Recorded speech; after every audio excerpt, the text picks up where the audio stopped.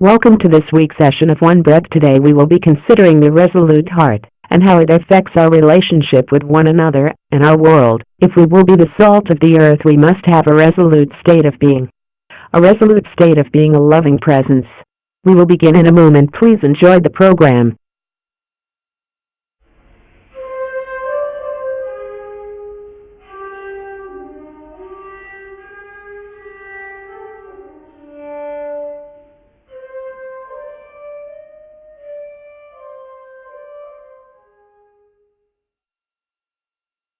How is resolution obtained? What is required to acquire a resolute state of being? That when asked me how resolution is acquired, well, it comes with insight. A change in heart comes with seeing, and this is what enlightenment's about. It's about a change of heart that comes with seeing, with awakening, with disillusionment. Resolution comes with two kinds of seeing, two different kinds. One is a flash of insight. The changes are very character in a moment's time. And the other type of seeing that brings about resolution is a seeing that comes in increments over time, in layers, in measures, in which I'll further address in resolution that comes with habit when I address that. But true resolution is a complete turn from dark to light. True resolution is a complete turn from darkness to light. As the word repent means to turn around. Resolution comes with doing a 360-degree turn that allows the heart to see the light rather than its own shadow. So resolution is turning around, this repentance, this turning around to where the heart sees its light, sees the light rather than the shadow.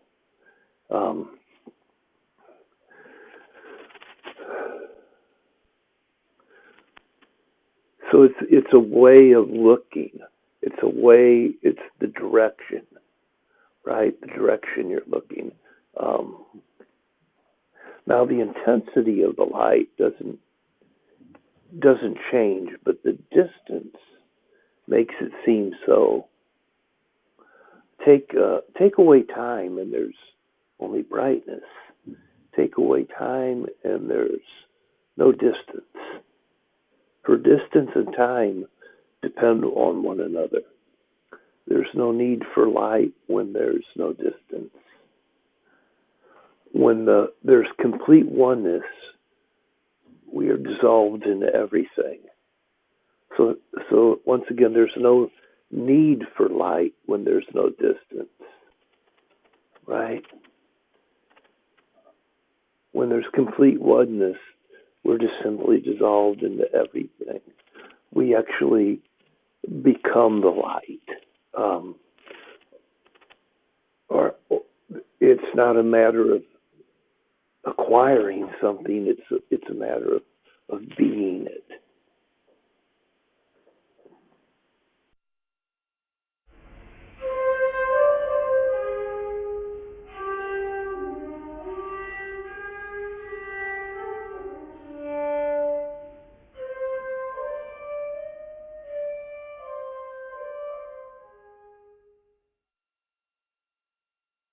How does death relate to being resolved? Is there a relationship with the dying process and a resolute heart? What's the relationship of death to being resolved? Well, what is done with is dead. Dying, we actually come back to life. We're dead, and our life is hid with Christ in God. So when you die, death is behind you. All you have to look forward to is life at that point, right? It's because when what's done with is put behind you. When you die, death is behind you, and all you have to look forward to is life. So if you die before you die, what happens is you never die. Die now before you suffer this phenomena of reincarnation. Free yourself from the obsession of this tiny, crazy little idea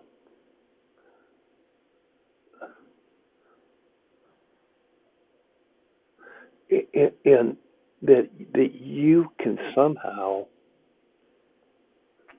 control all this stuff.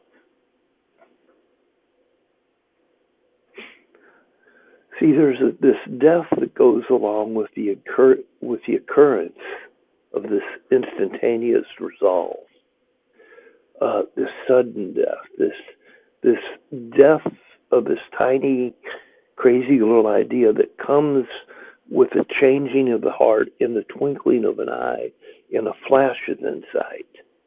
You know, there's this death to this crazy little idea, this idea that we as a separate self are capable of managing our own life. This tiny little crazy idea makes life to be real serious. A seriousness that comes from the notion of or this belief that we're in control. So we in the forms we manage to make God into are both the author and editor of this book of life.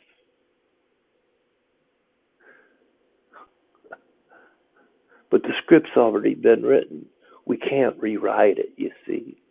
There's this is about the death of a notion, a belief, an illusion. This is about disillusionment. Seeing how our best efforts to manage our own life came as a result of trying to own life itself, trying to make life our own. When life itself cannot be owned, and life itself knows nothing of ownership in its purest sense. It doesn't even recognize that. See, the life here is not about owning, but about winning hearts. Resolution is the fruit of a heart that has been won over by love rather than conquered by force. I'm going to say that again. Resolution is the fruit of a heart that has been won over by love rather than conquered by force.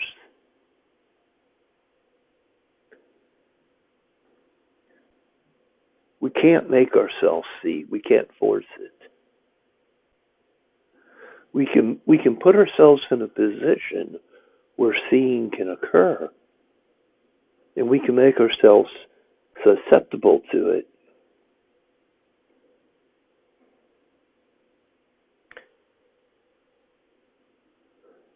And we can do that. And if we don't avail ourselves to seeing, we don't avail ourselves to seeing, then life itself has a way of putting us in some perilous situations that foster seeing in desperation. Yeah. But in the end, seeing is your final destiny. Once you see, it's all over with. Once you see, it's all over with. Seeing is the final destiny of everybody. Once they see, it's all over with. The death happens the second that one sees, and that snap, that flash of death happens the instant one sees. Just like the instant that Eve in the Garden of Eden bit into that fruit of the tree of knowledge, death happened. Right then. Seeing happened at first bite. So love at first sight here is love at first bite. As King David would say, taste and see that the Lord is good.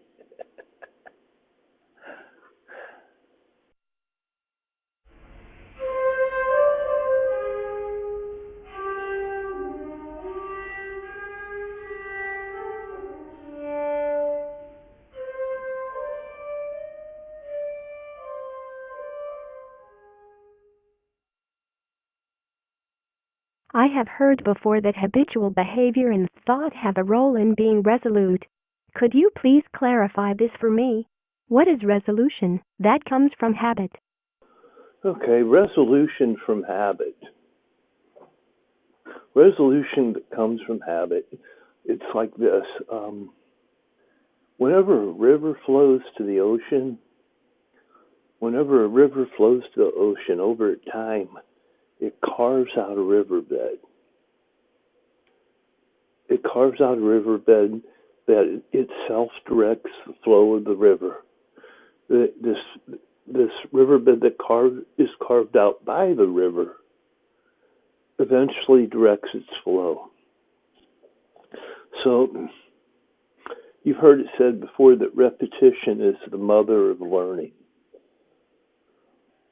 And even martial artists rely on what's called muscle memory that comes from repetition of patterns over and over and over. Scientists have even recently begun observing a phenomena that they've termed neuroplasticity, which is the brain's ability to reorganize itself by forming new neural connections throughout a lifetime. So there's this kind of spiritual plasticity, right? It begins by taking a step of faith like the Israelites did at the Red Sea. And after having emerged unscathed, they were given a measure of confidence to obey the voice of God when confronted by other diverse, seemingly perilous circumstances. Yet we have learned from the Israelites, from them, that unless the event is contemplated, it will unlikely bring any lasting confidence when the next encounter occurs. As we see reading the scriptures that many of the people that were at the Red Sea and stuff and seen all this stuff happen that didn't contemplate it as they ran into another situation. They didn't have the faith to obey and trust, and they perished in the desert for their lack of faith. So there's this faith that's strengthened by contemplation on what the Lord has already done, what life has already done.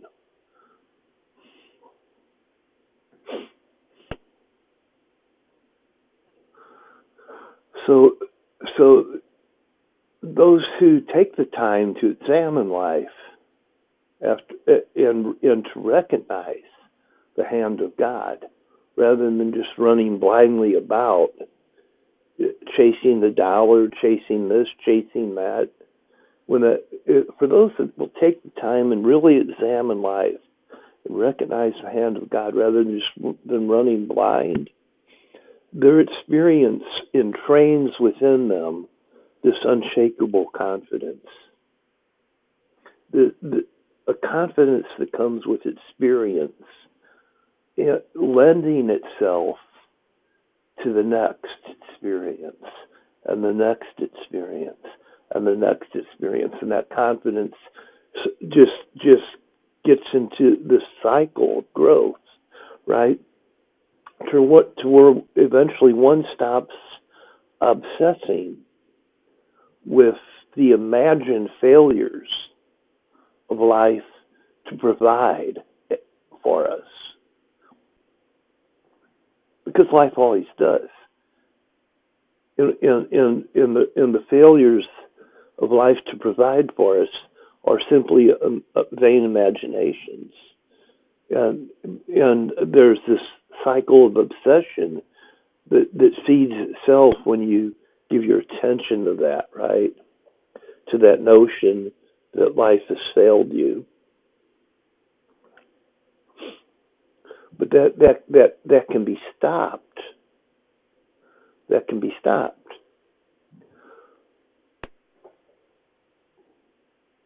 by really sitting and getting a grasp on what's going on and seeing how we come out of everything okay, that confidence can come with the experience and just recycle itself to where that we're generating faith rather than fear. You see, we can generate faith rather than fear. And we're basically going to generate one of the two by the attention that we give to what's going on around us. But when we can break off that cycle of obsession over failure and stop seeing God as somebody that's uncaring or malevolent, we can get into this unconditional seeing of God, this unconditional seeing, this unbiased, this untainted way of observing God, and seeing Him in the things that are going on around us. And what happens is we come to know not exactly what to expect. We don't even need to know what to expect, but we know that the outcome will be for our good. We learn that. We learn that through experience that we don't know what to expect. So there's no attachment to the outcome itself, but because we don't know what to expect. But we know that the outcome will be for our good, right? We can expect that. We can expect that the outcome will be for our good. So there's this renewing of the mind that lets us see that this fresh, untainted view that that's faithful in its innocence, faithful in innocence. As Buddha would say, the sure heart's release. With no attachments to the outcome, we who are aware of God's steadfast presence begin to do exploits and wonders as we're free from the fear to simply obey and trust.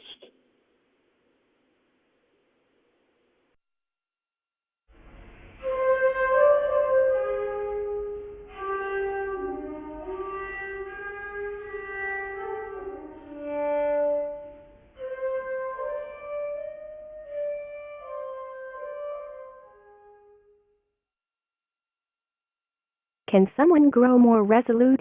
If that is possible, then what is it that fosters the growth of resolution? What fosters the growth of the resolute heart?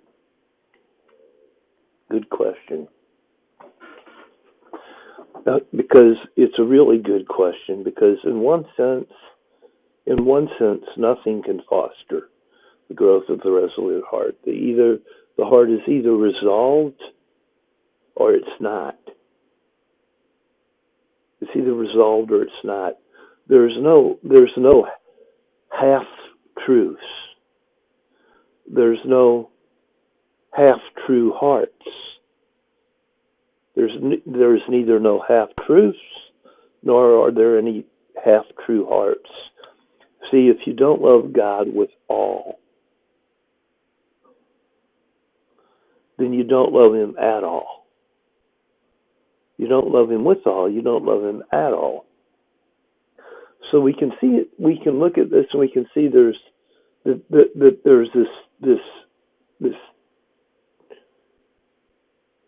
completeness, this wholeness, this maturity that's innate to the resolute heart's resolution itself.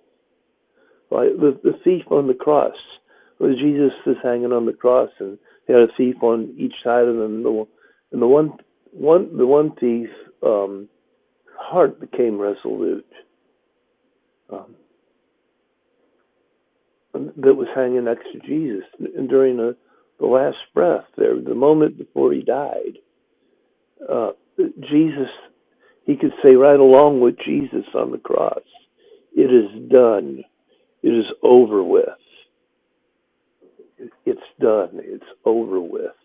That's it. That he joined him in paradise because his heart became resolute. It's not a done wrong or a done right here. It's not a done wrong or a done right. It's just done. Just done. The resolute heart is one that has attained maturity.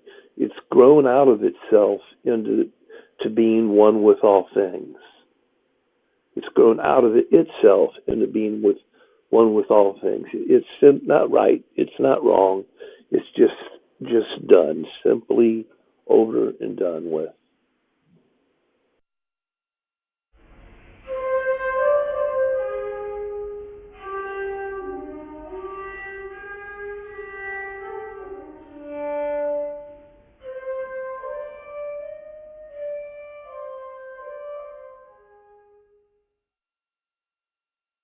What is the difference between the kind of resolve acquired in not knowing something rather than holding to one's guns? Okay, holding one's guns, that's not resolve. That's not resolve. That's the ego's way of resolving. That's stubbornness. Holding one's guns is not resolve, it's stubbornness. It's a stiff-necked arrogance. When resolved, one stops fighting. One becomes soft-hearted and open-minded. Resolve is not an insistence of being correct. It's rather a commitment to remain right. Right in the sync, right in the essence of being in sync, in tune, in time with life, moment by moment, by the surrender of notions and ideas that make one hard and stiff. Resolve is about being soft, staying supple, having a mind like water.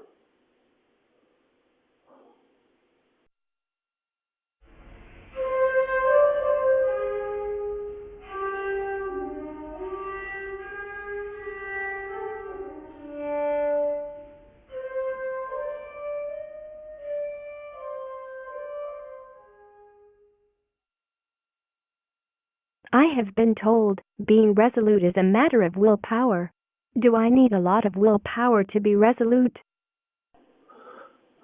Willpower and resolution, with how do those things go together? Contrary to the assumption that willpower is required, as taught us by the carnal conditioning, the opposite truth holds true here. The resolute heart is not an ambitious one. This isn't about willpower. It's not about that. The resolute heart is not the ambitious one. This is not a matter of strong willpower. It's more of a matter of a surrendered will. It's not a matter of willpower, but a matter of the surrendered will. It's the will that is weak that is strong. It's the will that is dead to its own will.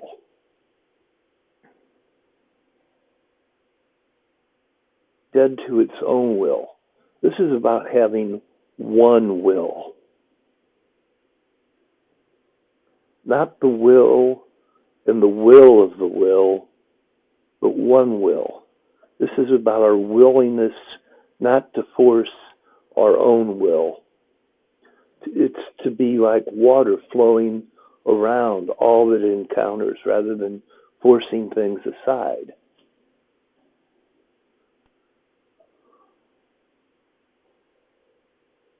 is about getting things done by allowing space for things to occur rather than forcing occurrences into being. Yeah.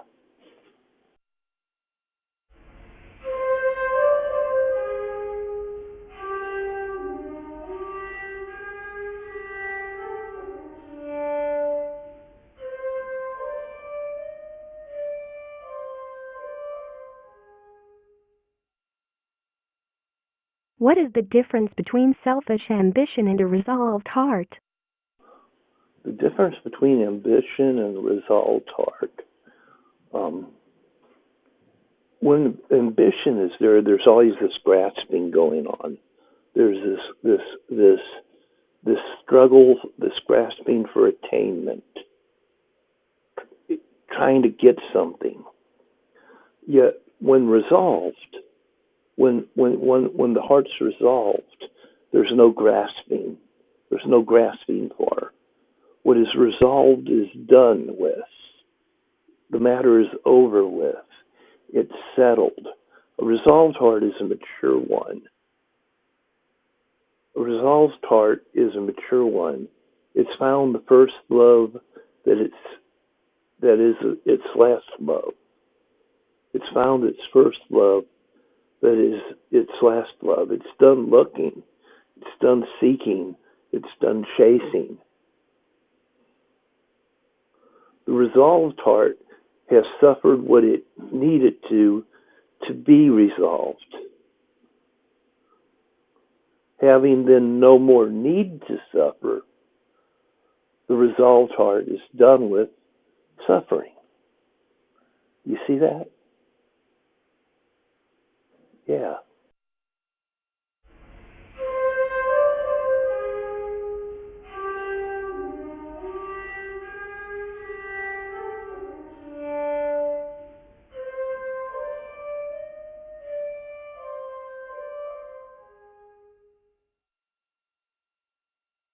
What does it feel like when one enters into the resolved state of being?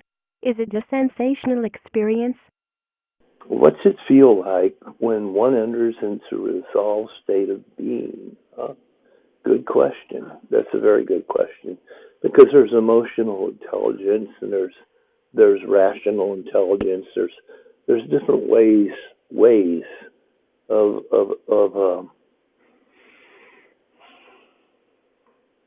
seeing things, right? But what's that like when what's that feel like when we enter into that resolved state of being? Well, the mind becomes still. The mind becomes still. When it's done, it becomes quiet. It's a state of being totally aware of the present moment. It's this total absorption into reality itself, this one-pointedness. There's this focus that comes with looking at the one rather than the many. That comes with knowing the many as the one. A focus that comes with looking at the one rather than the many and knowing the many as the one. Spiritual and emotional weight are lifted when one enters into this state of resolution, right? Some faiths and religious persuasions call that experience where that weight's lifted off, being born again. It's wise to remember that feelings can arise as a result of the transformation, and they probably will. Many times they do. It's wise to remember that feelings may arise as the result of the transformation, but the feelings are not the resolution. The resolution remains steadfast no matter what one feels like.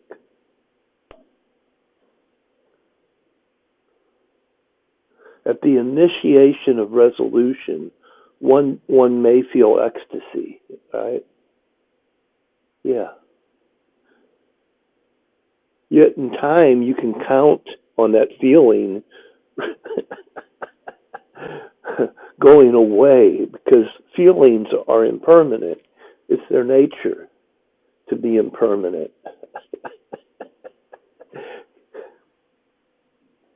See, you may feel some ecstasy at the initiation of the resolution, but count on that going away. Don't take that as being the resolution.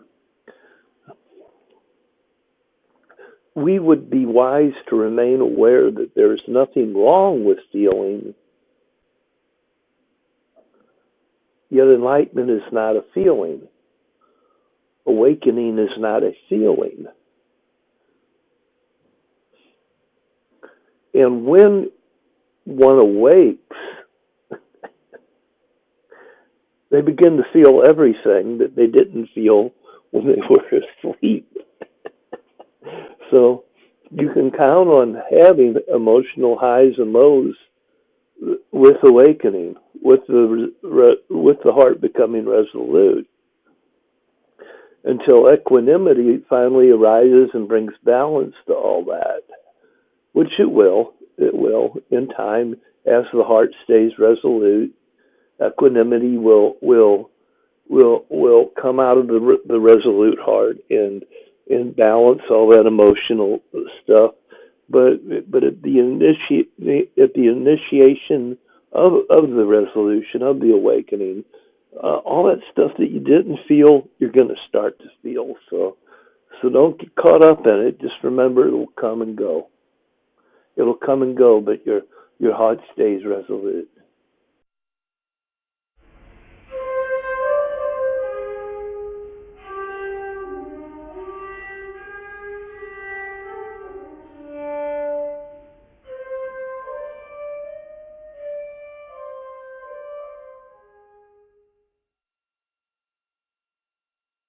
I do not feel very resolute. Does this mean that I have lost my resolve? Yeah, we just were talking about this. No, you don't feel resolute. Does that mean that you've lost your resolve? Not at all.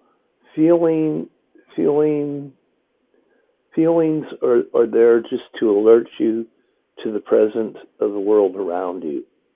Without feelings, we wouldn't know to remove our hand from a hot stove. Yet because we feel the heat of the stove, does that make our hand the fire?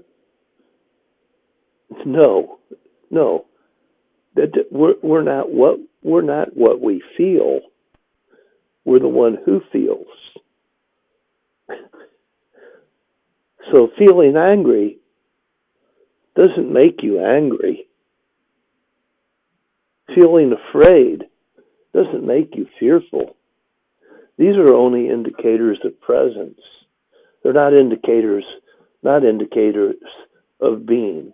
These are indicators of presence that are not indicative of being. Because what you really are is not even felt. Does the eye see itself? Does the hand feel itself? Does the nose smell itself? Does the ear hear itself? No. No. So don't misinterpret what your feelings are as being who you are. You are that which feels. You're not the feeling. Resolve your heart to be at peace when fear is felt. The presence of fear does not make you fearful. It's the compromising of your peace that makes you fearful. Resolve your heart to be peaceful.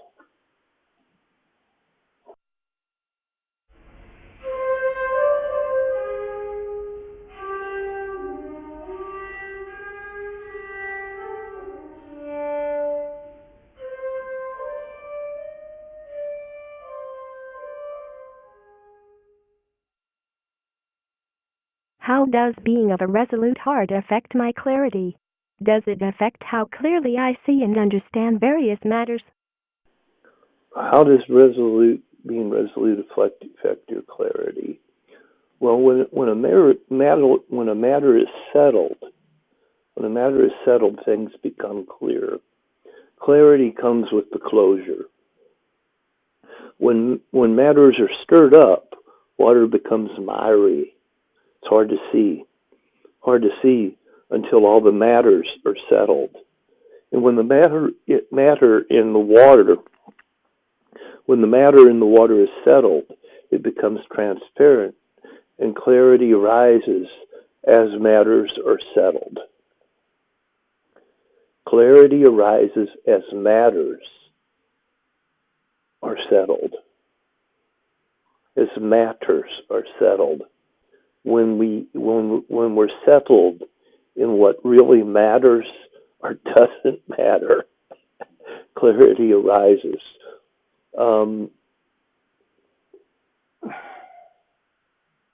There's no question about what to do with the matter once it's settled and done with. When you bake cookies, when they're done, they're done. If you put them back in the oven, you'll only ruin and burn them. Once the matter is settled, it's done. Be done with what's done with. Be done with what's done with. Let go. Let God.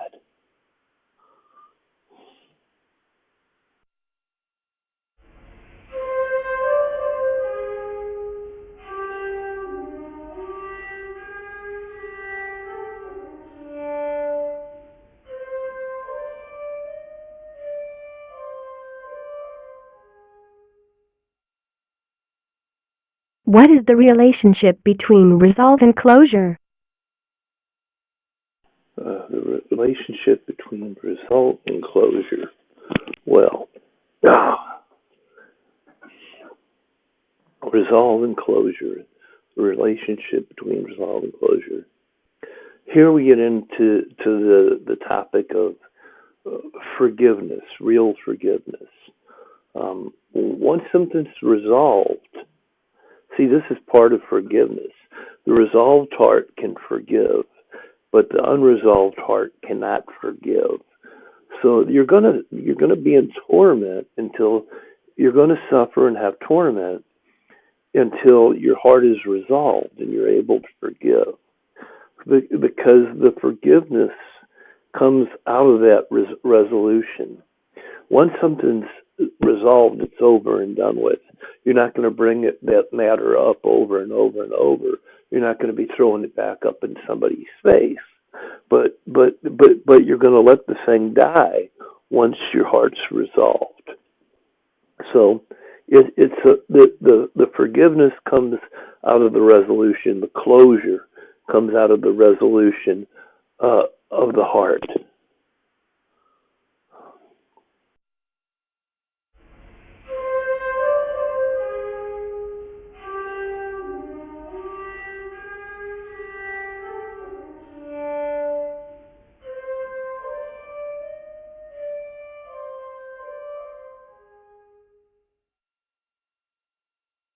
Someone told me that right view tends to affect our resolute state of being. What is right view, and what effect does right view have on right resolve? Right view is about seeing things from the right perspective. It's from seeing things from a space of silence, from a space of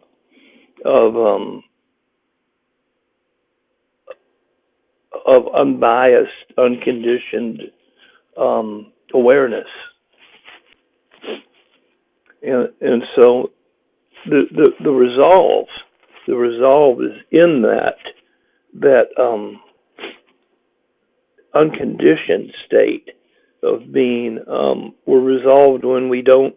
We're resolved when we don't like this or hate that or want this or despise that or just choose to ignore it all. No, resolve is about being dead to any opinion dead to any belief or notion, and seeing things just as they are, you know. So right view leads to right resolve.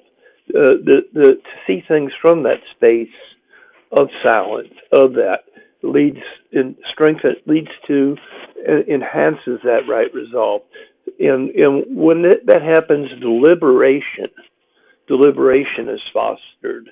There starts to be this like leisureliness, this laid back way of moving and acting, this slowness to our stride, this not being reactive, not being reactive, not being reactive, and coming at things from an ego, but rather taking our time and not feeling compelled that we have to do anything. So there's this action that arises out of consideration. It becomes a skillful way, a well thought out way of approaching things, and a well thought out way of approaching things. So we're able to look at the thinking that's going on. We're able to see that from a distance instead of being all wrapped up in it. We're looking at it. Right view is looking at our thinking from a distance, from the space of silence. We're able to step back and see where it's taking us to, and put some space around those thoughts. It's a lot like the moon. When the moon is out, it's the space around the moon that lets us see it clearly. If there's a bunch of clouds in the way, we don't see the moon clearly, but it's the uncluttered sky that lets us see the moon clearly. And ill will likes to hide itself in clutter, in a mass of rational thinking and beliefs and notions, in that kind of mental clutter. Ill will hides in that. The ego hides in that mental clutter of rationale. And when we become still, we're able to see from that position of being still. The stillness is a space of being uncluttered, uncluttered. And we're able to look through the glass before we drink the spirits, right? We don't take to heart everything that crosses our mind when we're seeing things from that space of stillness. And it's not like we're going to pop this bitter pill and swallow it without tasting it first. And this is about that. This is about tasting and recognizing and knowing and being aware of what's happening within you and around you, right? So in stillness, we can watch these dialogues go on in our mind, and we can observe the mental committee trying to make decisions for us. And we can see that whole process of the mental rationale, all those cogs turning and stuff. And when we recognize that, then we can choose not to act from that. We can simply say, well, this is just the conditioning. This is just the process of that mental conditioning going on. Now I'm just going to sit here. I'm just going to sit here with what's before me and be right with it. Be okay with it, being there. And from that position of being right with it, from that position of righteousness, from that position of presence, then we can respond appropriately.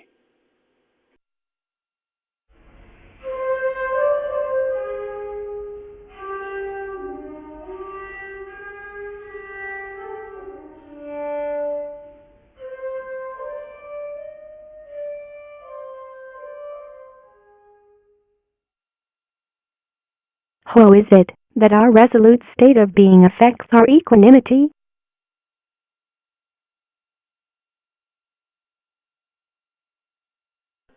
How is it the resolute heart affects our equanimity?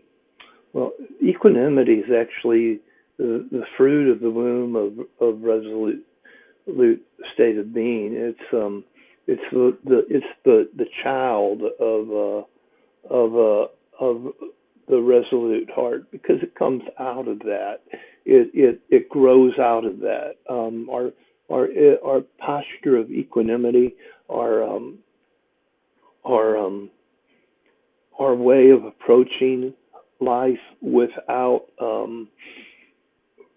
reactivity from a level balance sort of a place comes comes from that state of being resolute. We're not upset by what's presented to us because we're dead to it all. Everything's done with when we're resolute, and thus our equanimity is greatly enhanced when with right along with the resolute state of being that's obtained through right view and insight and such things as that. With that, we will conclude our episode of One Breath. Please join us next week at the same time as we continue to explore the possibility of awakening to the one body of love that we are.